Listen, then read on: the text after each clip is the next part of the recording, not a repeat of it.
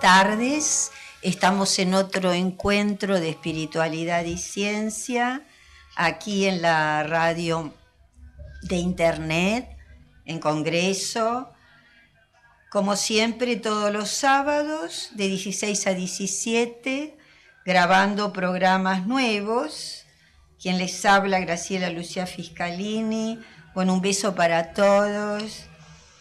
Que tengan un muy buen, feliz fin de semana.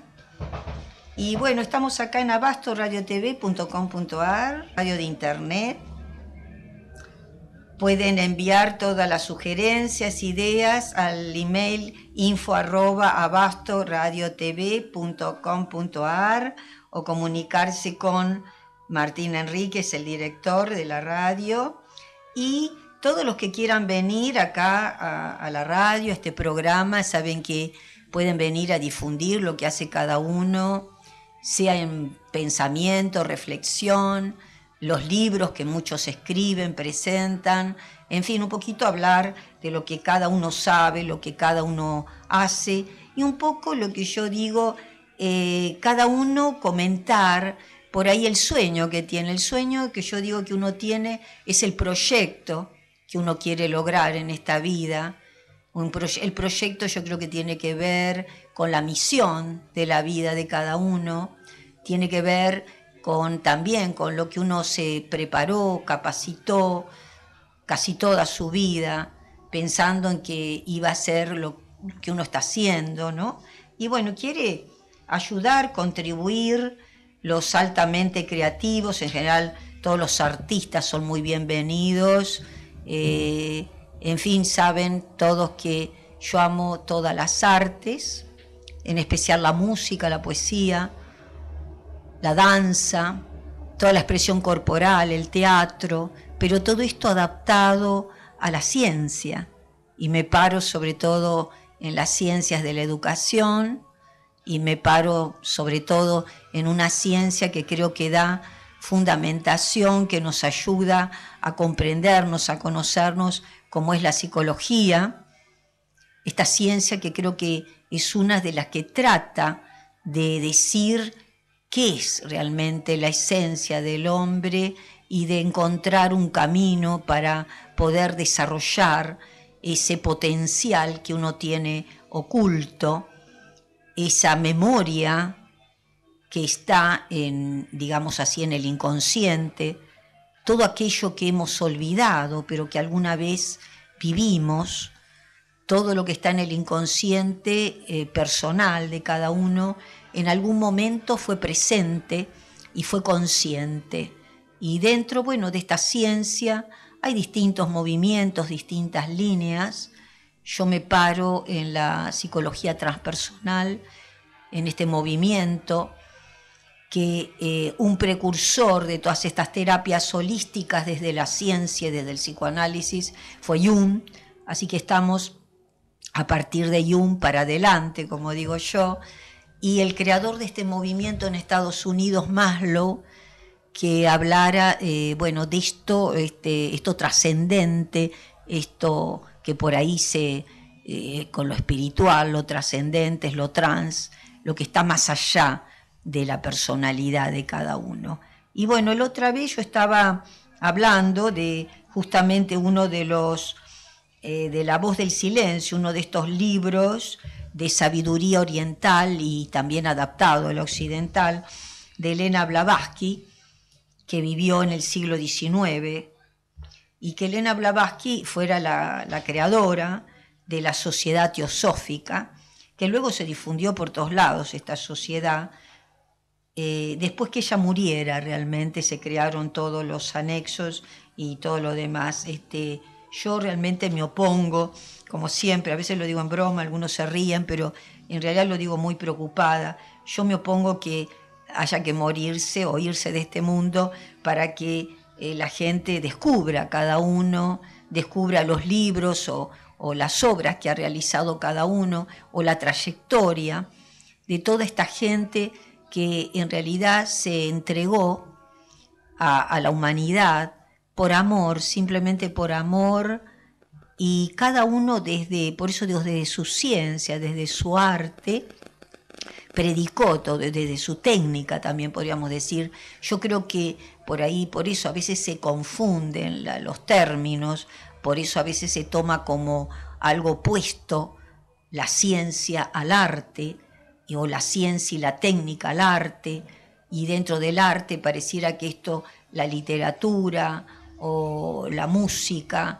no tiene nada que ver con las matemáticas, y tiene mucho que ver con las matemáticas, con la filosofía. En fin, esto sabía más que yo Pitágoras, y todas estas relaciones, por eso, con la filosofía, que es un poco la madre de todas las ciencias. Y de esas ciencias, de la madre, de la filosofía, surgieron en realidad las distintas ciencias o la fundamentación de cada una de esas ciencias. Entonces también hay distintas corrientes, distintos autores, y que fueron los precursores realmente de esto. Bueno, de los precursores, pues yo nombro de la psicología transpersonal, de las últimas décadas del siglo XX, en Italia Scioli, también, que estaba dentro de esta, y hay muchos otros tantos que uno por eso no conoce a todos, y que a mí me da por eso un poquito de rabia que por ahí no se busque, no se investigue.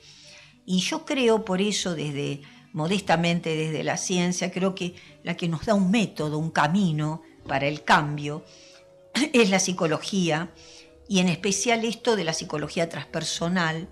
Y yo particularmente hablo por eso de los talleres vivenciales, adaptados a cada rol, a cada trabajo, a cada institución.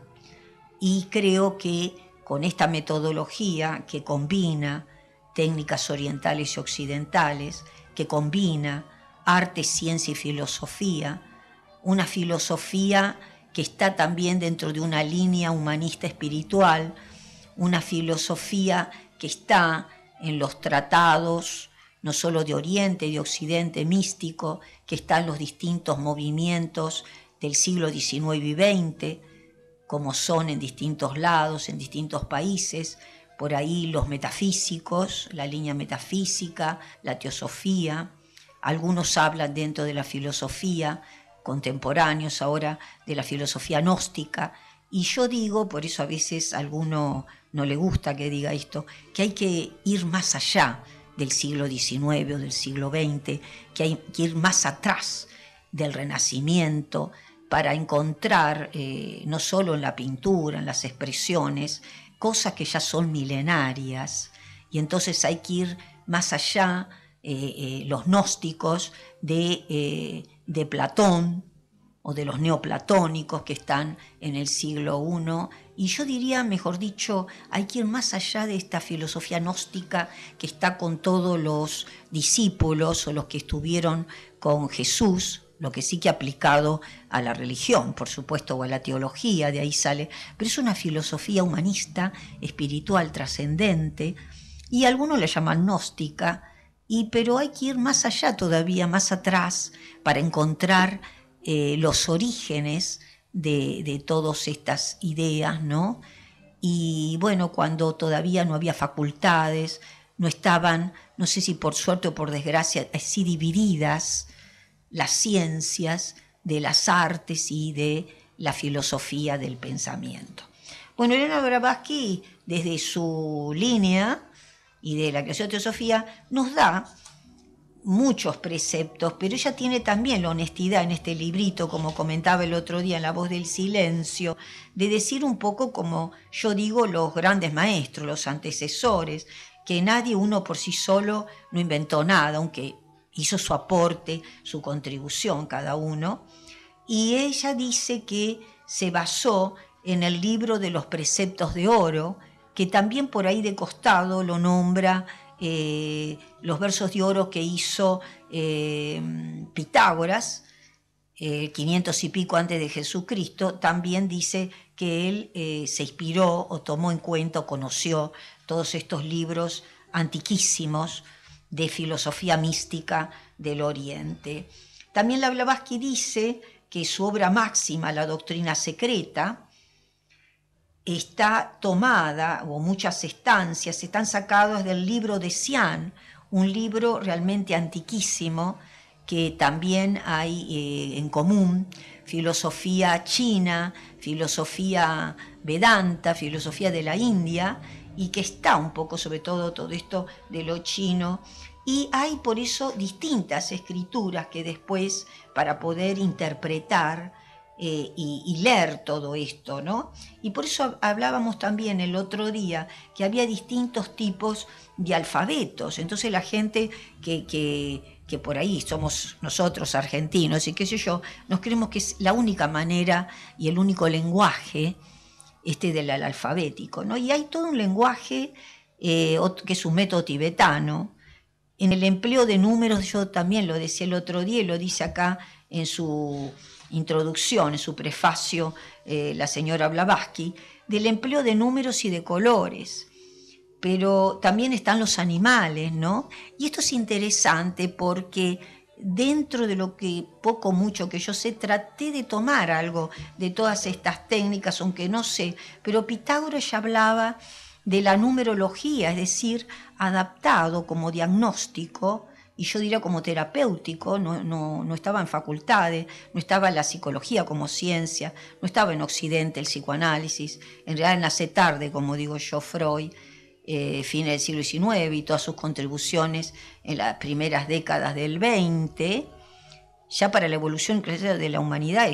Y esto no quiere decir que antes no hubiera algo de esto, en lo cual también Freud leyó, investigó, anterior a los egipcios, anterior a los griegos, mejor dicho, y a los egipcios y a todos estos pueblos del lejano y del cercano oriente que tenían su sabiduría y que de alguna manera hacían curación, sanación, siglos anteriores a que estuvieran los médicos o la facultad de medicina, o que estuviéramos los psicólogos, o que se crearan estas facultades. Entonces ellos tenían métodos, técnicas realmente para curar. Y lo interesante es que yo descubrí muchos de los psicólogos transpersonales y los junguianos, sobre todo, que me han precedido, descubrieron que utilizando algunas de estas ideas milenarias podríamos hacer una terapia, lo que se llama ahora holística, es decir, holístico tiene que tomar en cuenta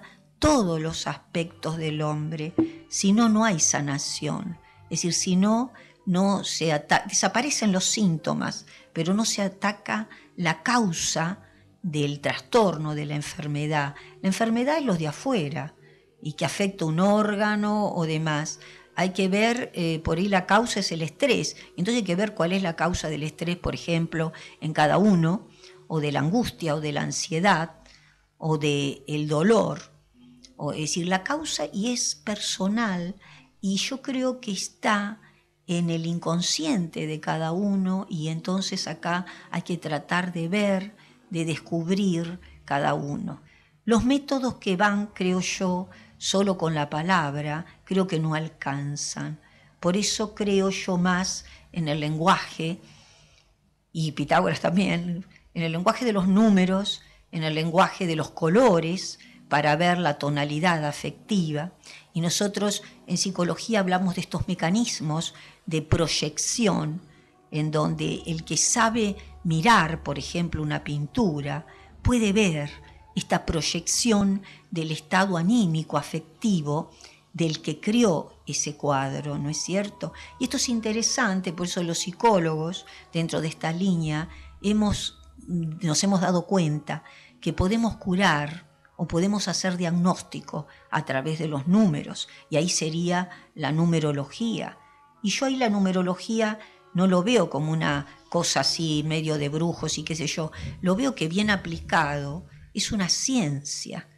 Y yo creo que esto también lo pensaba Pitágoras, que daba tanta importancia a la ciencia de los números y decía que todos éramos un dígito y un número.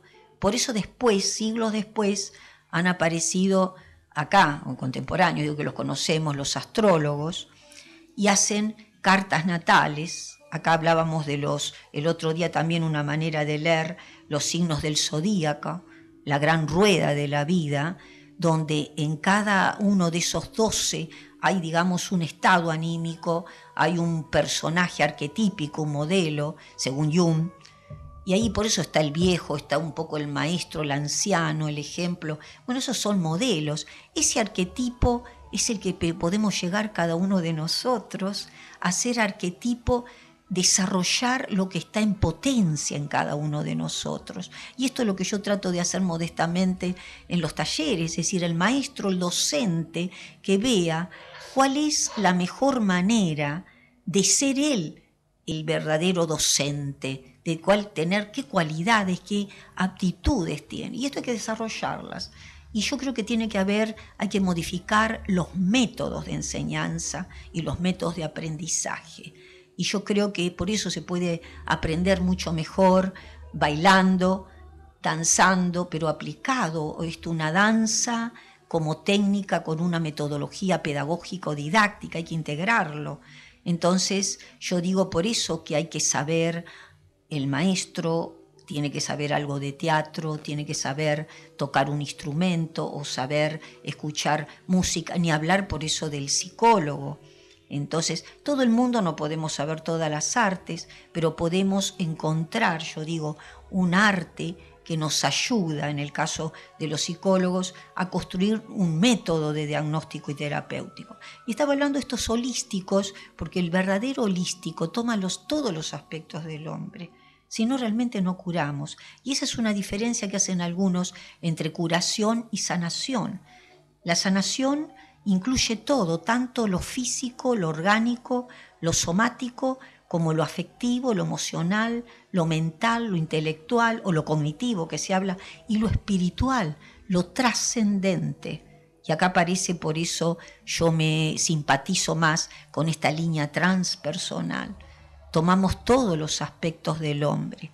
Y el hombre, que ya está en los grandes textos bíblicos antiquísimos y en el Antiguo Testamento después y en el Nuevo Testamento, un poco está toda esta filosofía, el ser trino, la idea de Trinidad, que después se interpretó también una manera como el Padre, la Madre y el Hijo, y realmente el Hijo es la integración de los aspectos, en realidad, de lo que le da la madre y el padre, de lo femenino y de lo masculino. Es también la interpretación que dan los chinos del yin y del yang, esas dos mitades que se unen. Y el que hace la síntesis, si supera, en muchos casos, si se trabajó bien, es el hijo. Por eso el hijo como el camino del medio, como el camino de síntesis, el que viene con una nueva enseñanza, digamos así, el que a veces trasciende y supera seguramente si uno fue buen padre o dio algún buen ejemplo o ayudó a que los hijos descubrieran todo esto y descubrieran su verdadera identidad. Y acá la Blavatsky también habla, y muchos, la verdadera identidad es descubrir ese yo superior, digamos así entre comillas, que está en cada uno de nosotros. Ese yo superior que algunos le llaman el Cristo, el Cristos, que es un estado en realidad también de conciencia, es un estado superior, es un estado elevado, es un estado ampliado, diríamos así, siguiendo las técnicas de los transpersonales de conciencia. Y nosotros hemos tomado estas técnicas de los meditadores, los yogis, de la respiración, pero adaptado al psicoanálisis, adaptado al occidental. Por eso la propuesta es que cada educador, cada psicólogo tiene que adaptarlo al momento, a la institución, a cada situación de cada persona, ¿no? Y cada persona representa distintos roles. Por esto es interesante, se aprende mucho si uno hace algo de teatro. Y yo estoy más de acuerdo con una terapia por psicodrama que de una terapia hablada, por eso, ¿no? Porque poder expresar con el cuerpo lo que uno siente, poder uno verse como persona y como personaje, como actor y como personaje, ¿no? Lo que representa o lo que actúa, lo que muestra sería en la vida, pero lo que los otros ven también del otro. Y en el psicodrama se adapta todas estas técnicas dramáticas y a la personalidad de cada uno, al drama de cada uno, a quién es cada uno. y uno construye el propio guión, no está sacado de ningún... Ese es el verdadero psicodrama, que por ahí habría que hacer una diferencia con el teatro, yo diría con el teatro terapéutico, en donde yo diría que el teatro terapéutico ya está escrito el guión. Entonces uno por ahí elige como técnica terapéutica actuar o representar algún personaje que dijo otro autor. Yo mucho, mis talleres no coinciden con eso. Es decir, yo creo que cada uno tiene que escribir el propio guión de su vida y que cada uno es el único que no solo puede escribir lo que a él le pasó, lo que él vivió, lo que él siente y pintarse lo mejor posible. Y esto no está en ningún libro, por eso esto sería vivencial. Uno lo tiene que descubrir meditando, haciendo este viaje interior dentro de cada uno de ellos. Entonces hemos adaptado también la meditación y todas estas técnicas por eso digo, al occidente y en este caso a la psicología y a una ciencia que nos ayuda a elevarnos.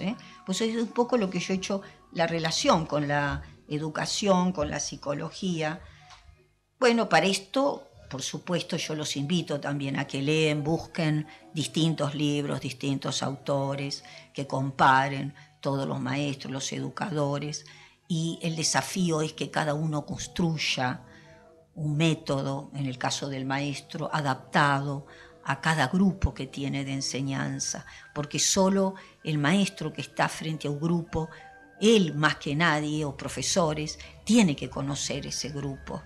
Pero acá también dicen alguno y la Blavatsky en este libro, que nadie puede comprender a otro si primero no se conoce a sí mismo, ¿no?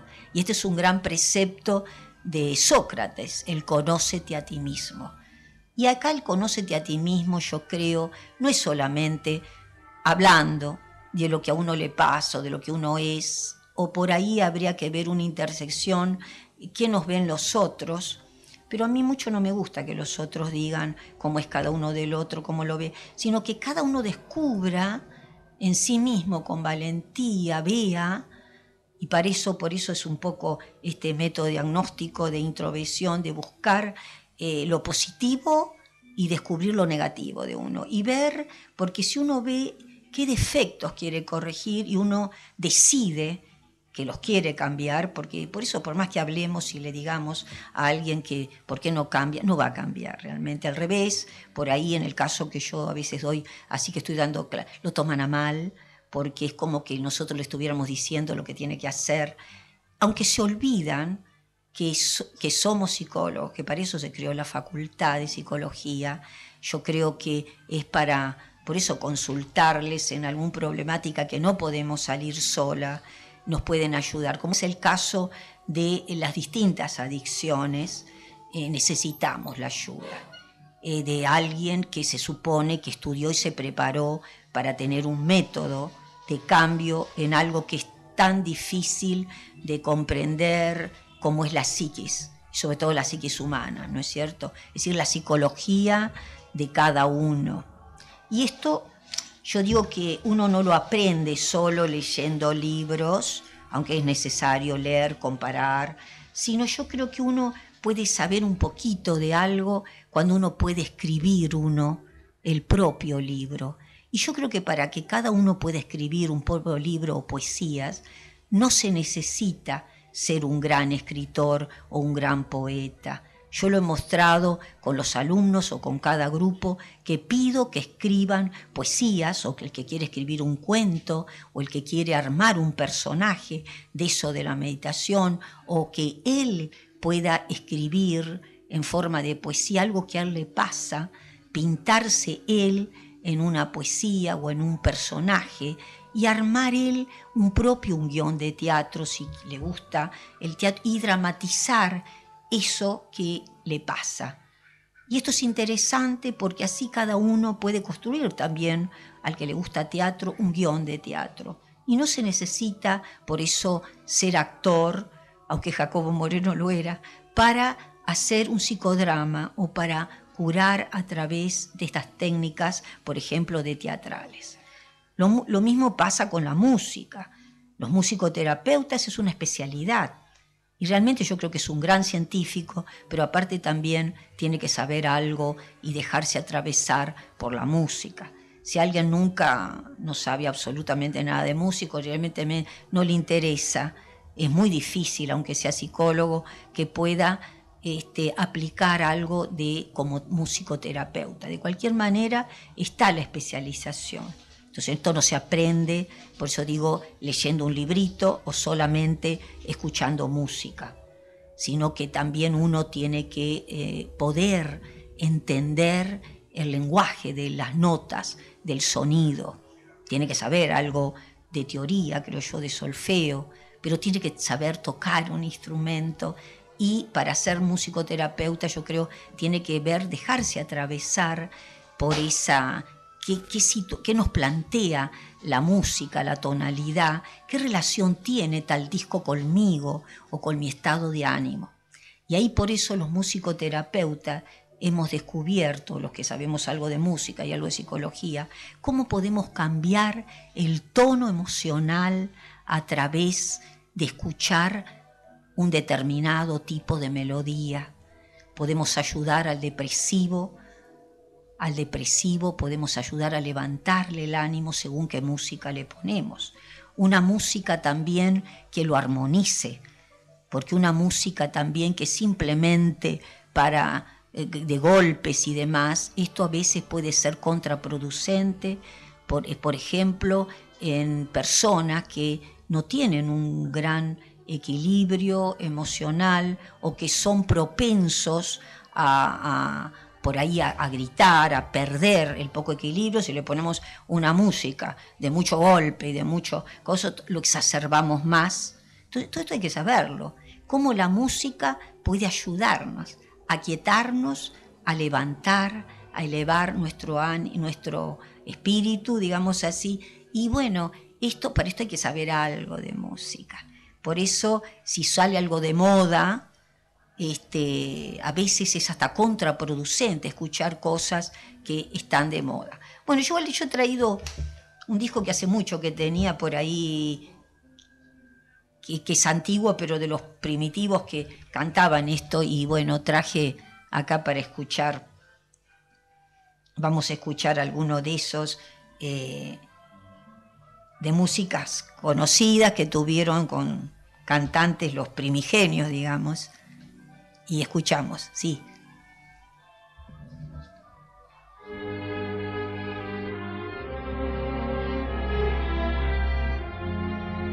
C'est étrange. Je ne sais pas ce qui m'arrive ce soir. Je te regarde comme pour la première fois. Encore des mots, toujours des mots, les mêmes mots. Je ne sais plus comment te dire. Rien que des mots.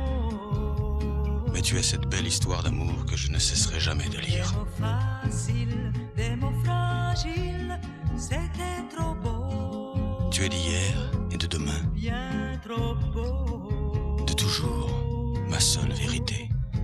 Mais c'est fini, le temps des rêves. Les souvenirs se fanent aussi quand on les oublie. Tu es comme le vent qui fait chanter les violons et emporte au loin le parfum des roses. Caramel, bonbons et chocolat. Par moments, je ne te comprends pas. Merci pas pour moi, mais tu peux bien les offrir à une autre qui aime le vent et le parfum des roses. Moi, les mots tendres enrobés de douceur se posent sur ma bouche, mais jamais sur mon cœur.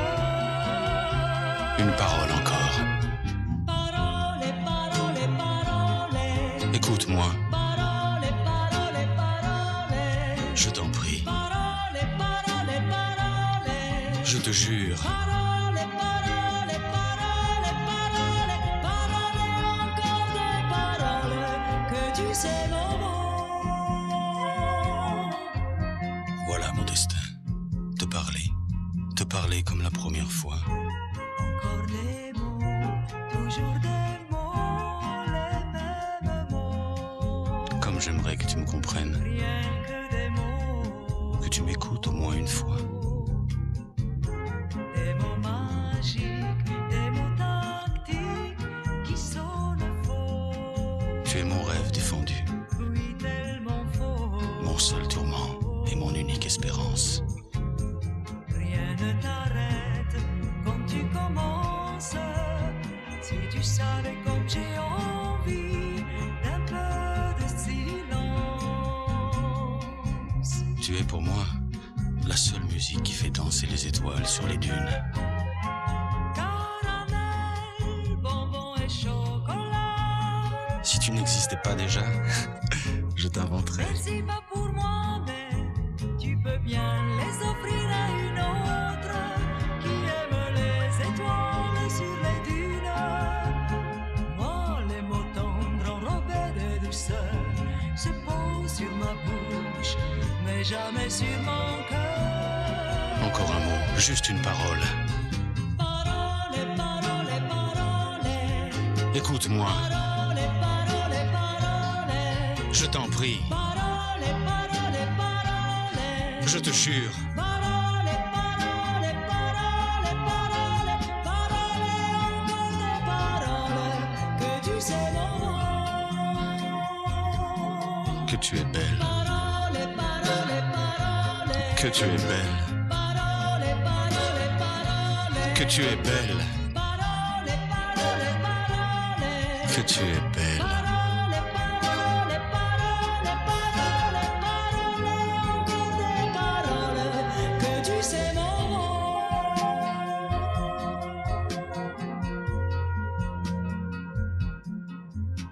¿Sí? Bueno, sí, continuamos acá en Encuentros de Espiritualidad y Ciencia, otro programa en abastoradiotv.com.ar, y bueno, estaba un poquito tratando de comentar y de adaptar, bueno, a un poco lo que yo hago y la propuesta, el proyecto de este libro, un libro pequeño pero increíble, La voz del silencio, de Blavatsky, porque bueno, tiene mucha sabiduría, aunque también hay que saberlo leer, interpretar, algunas cosas coincido, otras no. Y bueno, yo los invito por eso a ustedes, a los que les interesa, leer un poco el Bhagavad Gita, leer el Tao Te Ching de Lao Tse, leer los Upanishad, la última parte, esto de los Vedas. Y bueno, hay un libro que yo todavía no lo tengo, de Jung, que sí escribió el libro rojo. Y bueno, él seguramente, ya mucho antes que yo, investigó y estuvo en distintos lugares también descubriendo todo esto, ¿no? De todo el Oriente, viajando y demás.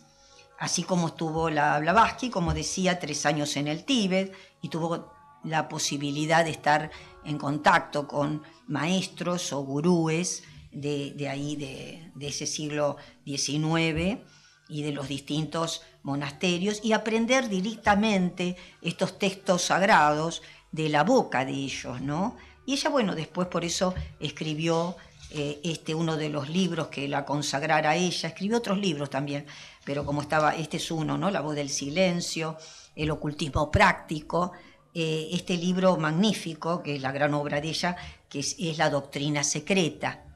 La doctrina secreta, que ha sido un poco cuando...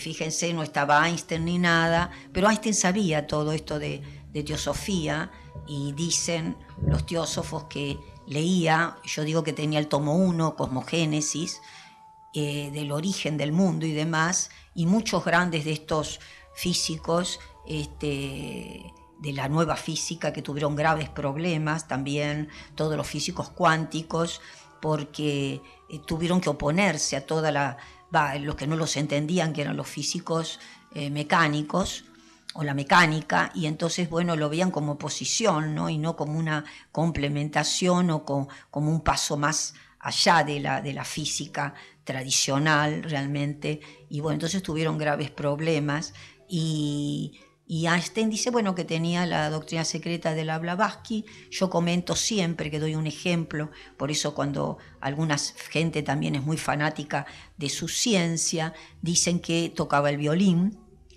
y es un poco lo ayudaba él de toda su tensión, con todo las ecuaciones que trabajaba y con toda los descubrimientos que hizo desde su ciencia, desde la física, y yo creo que lo ayudaba a armonizarse como un escapismo creativo, esto, como digo yo, un arte. Y entonces por eso estaba hablando como los psicólogos han integrado esto para ayudar a la gente de adicciones, para ayudarlo como un método de cambio, también como un método educativo, usar algún arte dentro de su ciencia, como estábamos hablando, que podría ser la ciencia de la educación o la ciencia de esto, de la sanación o de la curación en la medicina, ¿no? Hay que trabajar e integrar, por eso creo, lo espiritual. Lo espiritual fue trabajado como si fuera algo para patrimonio, hasta cuando llegamos al 20, pero ahora estamos en el 21, como si fuera algo privativo solo de los clérigos, de los religiosos. Y por ahí esto de la meditación fue también tomado como que era algo propio solamente de los yogis. Así que le costó un montón también a Indra Devi difundir el yoga, y recién ahora está un poquito como moda, y todos, bueno, por ahí hemos hecho o hacemos algo de yoga y demás, y entonces claro, porque entró dentro de como moda, ¿no? Yo me opongo cuando la gente por ahí o todos hacen, porque bueno, lo que hacen todos, lo que está bien, lo que supuestamente queda bien, porque es piola. No, yo creo que hay que hacer lo que realmente uno ve que le hace bien a uno, que aparte le gusta, que tiene que ver con uno, y con su forma, que lo ayuda para mejorarse, también que lo ayuda para divertirse, pero integrando todo esto, lo positivo, con todo. Yo creo que hay que probar, pero yo creo que hay que encontrar la medida, y esto no lo digo yo, ya lo decía por eso Pitágoras y muchos matemáticos, que por ahí no lo entendieron, esto de encontrar el equilibrio, la armonía, el equilibrio, el punto medio, ¡ay, qué difícil que es! Y el punto medio, y el camino del medio del que hablaba el Buda, es el camino de la armonía, es el camino del sabio. El sabio es aquel que ha logrado, y también lo dice acá la Blavatsky, otro nivel, ha trascendido la ignorancia en la que estamos todos, ha trascendido el conocimiento, que es la instrucción, la información, de la que esto sabemos algo, lo que hemos estudiado un poquito más o leído, pero todavía nos falta alcanzar el otro vestíbulo, que es el de la sabiduría. Y ahí sí encontrar, y solo ahí, que es en el yo superior, en un nivel de conciencia ampliado, diría yo, para encontrar y poder escuchar esa voz interior, de esa voz trascendente que nos dice, por ahí algunos dirían la voz de la conciencia, otros dicen la voz de Dios. Y bueno, esto, por eso hacían la técnica de meditación los yogis.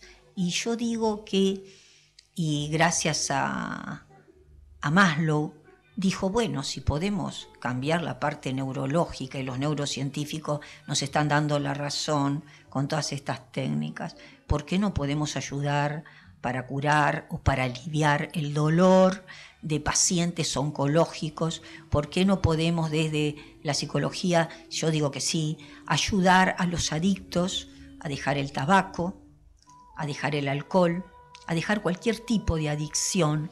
Pero para eso hay que recurrir a esto que se impregnó mal, esta palabra de terapia, ¿no? De terapia, piensan que por ahí es para los locos, para alguno que está re mal. Y yo creo que en el caso de esto de la psicología transpersonal, el método, que esto es para todos, que nos ayuda a mejorarnos, que esto debería estar en todos los planes de estudio, esto lo digo yo, en toda la formación de los médicos, los psicólogos. Yo propongo los talleres porque es el método que yo más sé, desde lo que yo hago, aplicado a cada trabajo, a cada profesor, a cada profesión, a cada institución. Es lo que hizo mucho anterior a mí este gran maestro que fue Carlos Campelo, lo que hizo en el Pirovano, todo ese programa de salud mental barrial. A mí me encantaría que así como se pudiéramos tomar de como una muestra, ¿no? Un modelo de esto, se hiciera en todos los hospitales. En muchos hospitales se empezaron a hacer pero por ahí la gente no se da cuenta de lo valioso que es y piensan que por ahí esto de algún determinado taller que lo ven como más terapéutico y más si lo coordina un psicólogo, entonces ya piensan que no es para todos, para cualquiera, sino que es para gente que está muy mal, que está muy rayada.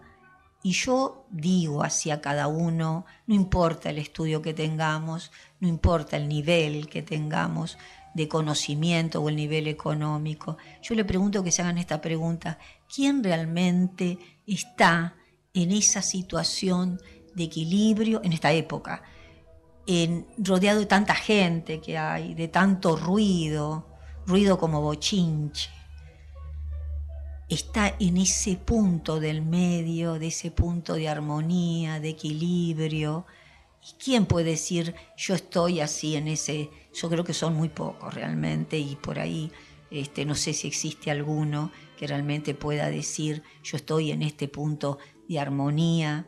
A mí no me afecta tanto, por eso puedo ayudar a todos los que sufren o tienen dolor, o puedo ayudar a otros, porque si yo estoy casi igual que esos que quiero ayudar, evidentemente no voy a poder ayudar a nadie, porque primero tengo que ayudarme a mí. Y yo aquí viene, que muchos me lo dicen, quizás por esto, ¿no? Y yo quizás tengo esta ilusión de querer cambiar, pero para mejorar a los otros como maestrita. Y por ahí lo que tengo que lograr es esto, pero yo me resigno a tener la paciencia y ver que por ahí la gente no está bien, que sufre, y que puedo ayudarla realmente, pero puedo ayudarla por eso como maestra, como educadora, como docente y en especial como psicóloga. Pero hay que confiar en estas disciplinas. Y la culpa es nuestra, porque por ahí no se enseña esto en las instituciones, no se aprenden estos métodos vivenciales realmente. Y por eso yo digo que esto de meditar, de reflexionar, es muy importante. Pero si solamente lo hacemos como yoga, creo que nos entretiene la música, bailarla, solamente bailarla, pero sin cada uno no hacer un procesamiento, no ver más esta integración entre la psicología o entre la educación, yo creo que no podemos crecer como deberíamos crecer, que no podemos cambiar realmente, y por eso es integrar esta disciplina, ¿no? O el arte con la ciencia que yo predico, y con una filosofía de base, por supuesto. Ahora decía que los que a veces antes curaban, anterior a ver los psicólogos y demás, eran los sacerdotes. Por eso se piensa que por ahí esto de la confesión o de decir a alguien, y bueno, yo no voy al psicólogo, por ahí, bueno, voy a un cura a decirle, y bueno, por ahí a veces, cuando yo comento también mi método, si me escucha algún cura, mucho no le gusta, porque también tengo problemas con los que utilizan de alguna manera, todo ahora está copada toda la difusión que yo voy, y también me interesa escuchar a cada uno, pero me duele cuando no me escuchan a mí, y yo no inventé el psicoanálisis, yo no inventé el movimiento, ni la línea ni junguiana, ni la de transpersonal, ni la nueva Gestalt, la gestáltica, pero yo digo que hay que conocer a estos gente que realmente aportaron muchísimo, y sobre todo, primero los médicos que empezaron a ir a la facultad a estudiar, y estos anteriores que hacían todo esto, o la religión, es porque no había la facultad, no estaba la ciencia separada. Pero yo digo que una vez que vinieron y que crearon un método, y debemos respetarlos, entonces hay que incluir cosas nuevas, creo, en cada facultad. Hay que descubrir todo esto, creo, ¿no es cierto? Bueno, no sé si escuchamos un poquito la otra música y después sí, para ir ya cerrando.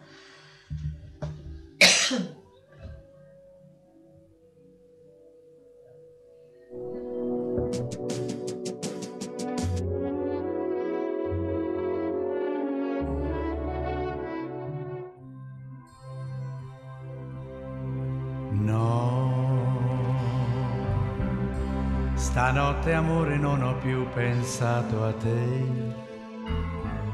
Ho aperto gli occhi per guardare intorno a me e intorno a me girava il mondo come sempre. Gira il mondo, gira nello spazio senza fine, con gli amori appena nati, con gli amori già finiti, con la gioia e col dolore della gente come me. Oh mondo, soltanto adesso io ti guardo, nel tuo silenzio io mi perdo e sono niente accanto a te. Il mondo non si è fermato mai un momento, la notte insegue sempre il giorno ed il giorno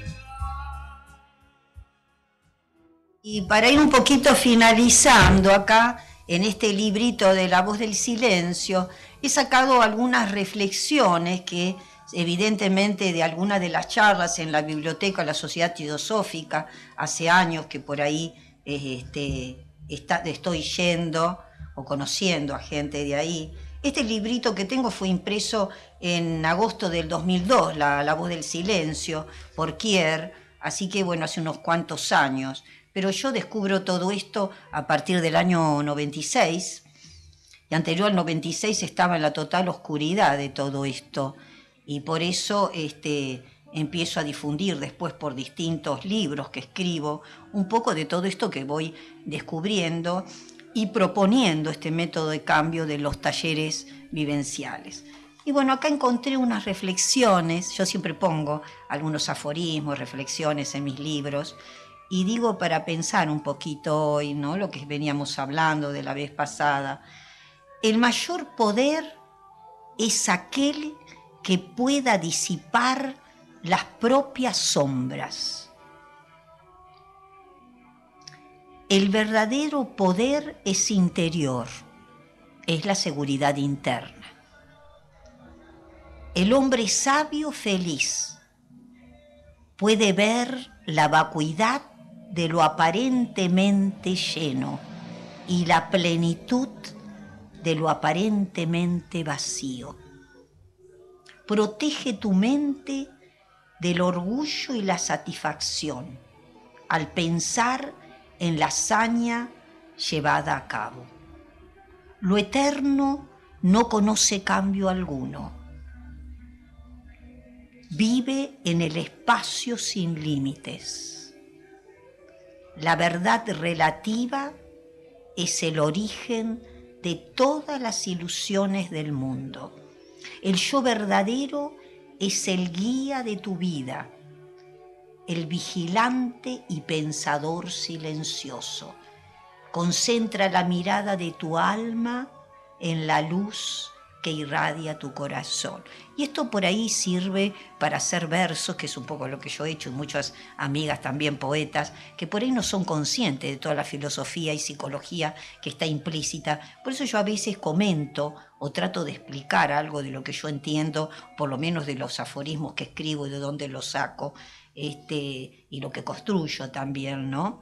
Acá, cuando hablamos, hay una confusión también con la ilusión. La ilusión es lo que uno cree que es verdad, pero no es lo verdadero dentro de la filosofía mística o oriental, ¿no? Un poco la ilusión es lo que nosotros nos creemos o inventamos o lo que vemos desde la subjetividad, desde los ojos nuestros, que verlo desde los ojos nuestros no quiere decir que eso sea para todos igual. Por eso las verdades en realidad son relativas, o cada uno sabe un aspecto de la verdad. Por eso los grandes, que algunos se oponen y dicen esto, la verdad es una, la verdad, un poco lo que dice el Principito, sería la diferencia entre lo real y entre lo aparente, ¿no? La ilusión, lo que vemos con los sentidos. A veces nos engañan, y más si uno no tiene bien el aparato visual o las sensaciones, ¿no? Y entonces uno confunde lo real, lo verdadero y la verdad con la apariencia. La apariencia en este sentido, en sentido filosófico, esotérico, es la ilusión es lo aparente, ¿no? Lo que no es lo real. Y el Principito dice una gran verdad. Y justamente dice el escritor, por supuesto, lo esencial es invisible a los ojos. Eso, lo esencial, es lo real. Y eso es lo que Freud y todos los psicoanalistas hablaban de lo que está latente, lo potencial, lo que está en potencia, pero por ahí no lo conocemos. Por eso todas las terapias más modernas de vanguardia llaman a darse cuenta, a salir de la ilusión, porque mientras estamos en la ilusión estamos metidos también en el dolor, en la bronca, y por eso nos peleamos, discutimos, usamos mal la palabra. Yo creo por eso que ojalá todos empezáramos cada vez a ser más poetas, más escritores, a emplear más estas metáforas, como esta que he dado acá, que yo he sacado, evidentemente solo el sabio puede hacer esto, ver la vacuidad en lo aparentemente lleno, y la plenitud, ahí la esencialidad de lo aparentemente vacío. Y acá viene un problema también, que los físicos cuánticos lo saben mejor que yo. Y entonces, ¿qué es lo que aparentemente está vacío, o en esos agujeros negros parece que está la luz? Y un poco esto pasa cuando con el inconsciente de uno, con lo interior, que cuando no vemos nada y no sabemos nada, estamos en la oscuridad, estamos en la ilusión, estamos en la ignorancia. En cuando empezamos a investigar y a encender alguna lucecita, y ahí viene. Ahora hay una diferencia cuando nosotros ponemos con distinto voltaje las lamparitas. Entonces por ahí, como tenemos algo de luz, pero a lo mejor tenemos un voltaje de 20, 40. Y entonces nos creemos que tenemos lo máximo de la plenitud. Y ahí viene la discusión, por eso digo la pelea de nosotros, ¿y quién llegó a lo máximo? Yo a mis alumnos siempre les digo, para llegar al riesgo cero tenemos que trabajar cada uno con la seguridad que tiene cada uno. Pero para eso tenemos que cada uno trascender los miedos, y cada uno tiene que descubrir a qué le tiene miedo y cómo tiene que superar ese miedo. No está en ningún libro. Esto es lo que hay que trabajarlo, y por eso yo creo, solo los psicólogos, y bueno, especialmente yo puedo hacer descubrir en cada taller vivencial esto de los miedos, y en el caso de los chicos en prevención de accidentes y de seguridad, descubrir cuál es el miedo de cada uno, cuáles los mecanismos que tienen para ser seguros, equilibrados, y encontrar nuestra armonía en la vida y no cometer errores. Por eso el riesgo cero, yo decía que para lograr el riesgo cero, entre comillas, ¿no? Medio metáfora, habría que estar internado en estos talleres, porque uno descubre una cosa, pero esto no quiere decir que surjan cosas nuevas y tenga que seguir trabajando con encontrar este equilibrio. Entonces la gente cree así medio como de magia. Y bueno, yo fui por ahí a algún psicólogo, dicen qué sé yo, y claro, le ayudó en ese momento, pero esto no quiere decir que no tenga que seguir trabajando otras cosas. El rol de padre, o el rol de madre, o el rol de esposa, o el rol de hijo, son roles que hay que trabajarlos, yo creo, toda la vida, como el rol de tía o de abuela, hasta que uno no esté más en este mundo. El rol de nieta, porque surgen cosas nuevas, va cambiando la situación, los momentos, y uno tiene que seguir creciendo, evolucionando y cambiando. Y bueno, yo digo que por eso hay que recurrir a los que se supone que debemos estar preparados para educar, para ayudar a todo esto. Bueno, será hasta el otro sábado en otro encuentro espiritual y ciencia. Ustedes igual pueden ver todo lo que quieran averiguar de Graciela Lucia Fiscalini por internet y pueden seguir escuchando, viendo abastoradiotv.com.ar. Y bueno, feliz fin de semana y hasta el otro sábado en otro encuentro, pero pueden seguir viéndonos toda la semana.